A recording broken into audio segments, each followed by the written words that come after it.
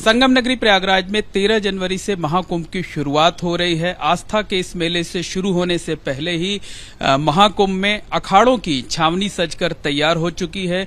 तमाम अखाड़ों का छावनी प्रवेश हो चुका है। हजारों की संख्या में नागा सन्यासी इन छावनियों में दिन भर रहते हैं, वहां पर धूनी रमाते हैं, भगवान का भजन करते हैं, उपासना की जाती है। लेकिन इन नागा सन्यासियों में हम आज आपकी मुलाकात करवाते हैं सबसे छोटे नागा सन्यासी से। इनका नाम गोपाल गिरी जी है और ये हिमाचल के रहने वाले हैं और सन्यासियों के सबसे बड़े वैभवशाली अखाड़े श्री पंचदश नाम जूना अखाड़े से जुड़े हुए हैं। गोपाल गिरी जी की उम्र सिर्फ 8 साल है। मतलब जिस उम्र में बच्चे खिलौने खेलते हैं उस उम्र में ये साधना में लीन हैं। आप देख सकते हैं कि इस वक्त ये शरीर पर भभूत धारण किए हुए हैं, हाथ में फरसा लिए हुए हैं और इनके गले में रुद्राक्ष की माला है और तमाम गुरु भाइयों के साथ यहाँ पर साधना कर रहे हैं। आपसे जानना चाहेंगे महाराज जी कि जिस तरह से जिस उम्र में बच्चे खिलौने खेलते हैं, जिस उम्र में बच्चे खेलते हैं, उस उम्र में आप साधना कर रहे हैं, नागा बने हुए हैं, कैसा लग रहा है? अच्छा लग रहा है। भजन करने में बने, भजन करेंगे तभी तो सेवा में मेवा मिलेगी, तभी गुरु की सेवा करेंगे तब भी मेवा मिलेगी। सबसे ज्यादा भजन में मगन रहना चाहिए, भजन से कभी बाहर नहीं होना चाहिए। महाराज जी, अगर आपकी बात करें तो किस तरीके से आपका पूरा दिन बीतता है? कितने बजे उठते हैं? किस तरीके से पूरा दिन क्या क्या करते हैं? उठते हैं 3:30 बजे उठते हैं हम। उसके बाद में स्नान करते हैं, स्नान करके भजन करते हैं, भजन करके पूजा पाठ करके आराम से बैठते हैं। पूरा दिन जो है वो भगवान की भक्ति में बीतता है। पूरा दिन भगवान की भक्ति में बीतता है भजन, और क्या करना।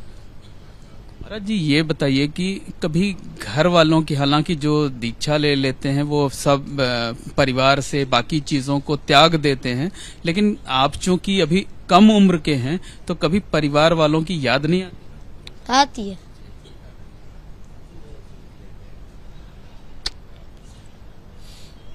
फिर जब याद आती है तो क्या कर? होती है बात।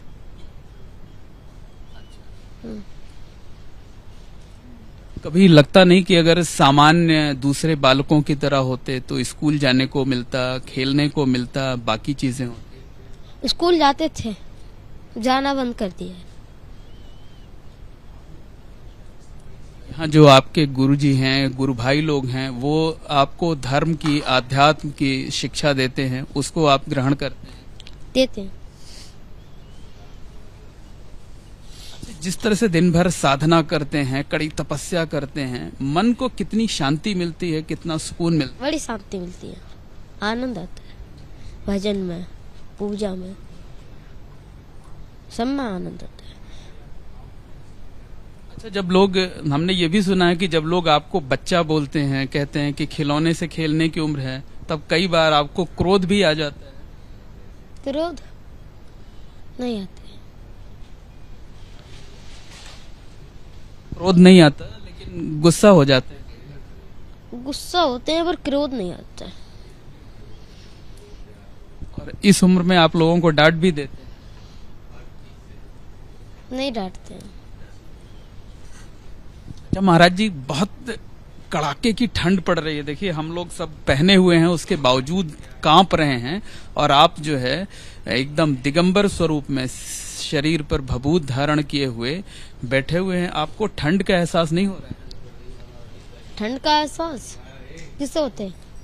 जिन्हें कपड़े पहनते हैं उन्हें होता है। हम भभूति चढ़ाते हैं, वो भीतर से बाहर से गर्म रखती है शरीर को। ठंड किस बात की?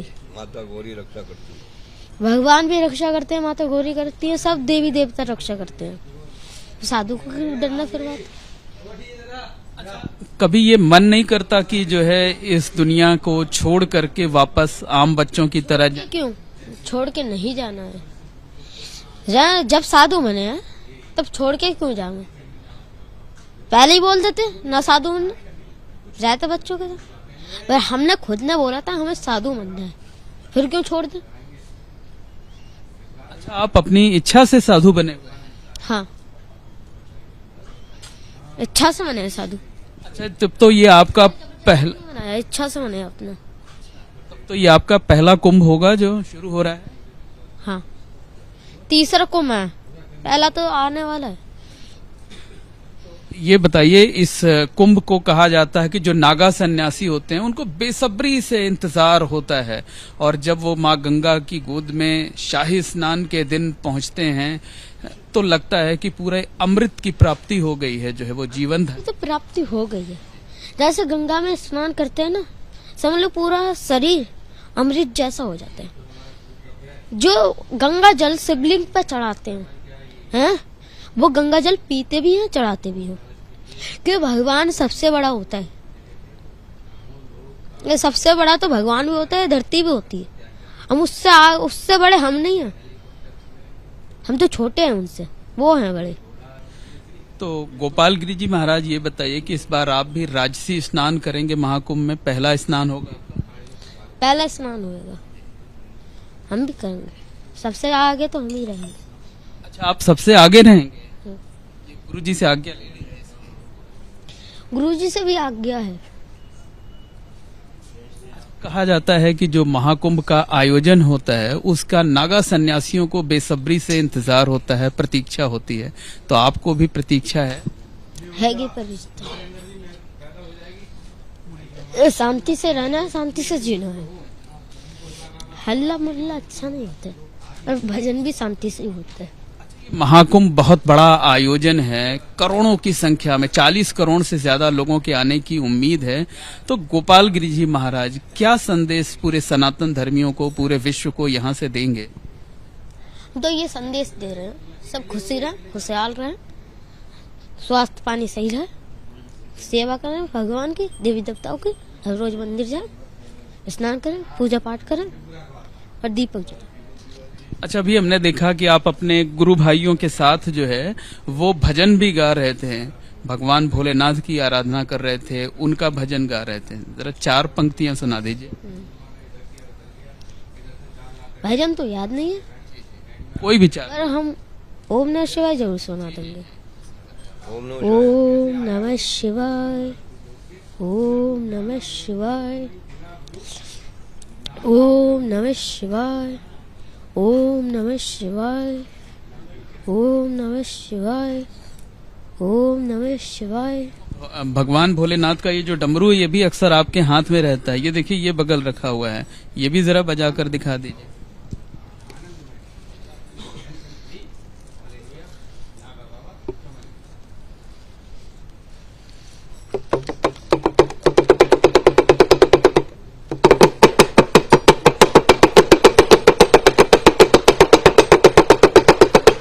महाराज जी, ये बताइए कि आप तो महज 8 साल की उम्र है, आप इतने कम उम्र के नागा सन्यासी आमतौर पे नहीं दिखाई देते। जब आप छावनी में बैठे रहते हैं तो भीड़ लग जाती है आपको देखने वालों की, दर्शन करने वालों की, तो ये अच्छा लगता है या कि कई बार झुंझलाहट होती है? नहीं, अच्छा लगता है। झंझलाहट तो उन्हें साधुओं को होती है, जिन्हें हल्ला मुल्ला अच्छा नहीं लगता, उन्हें होती है झंझलाहट। जो सब लोग आते हैं साधु की सेवा में आते हैं, साधुओं की सेवा में मेवा धरते हैं उन लोगों के। For exclusive and insightful videos, subscribe to our new channel ABP Live Premium.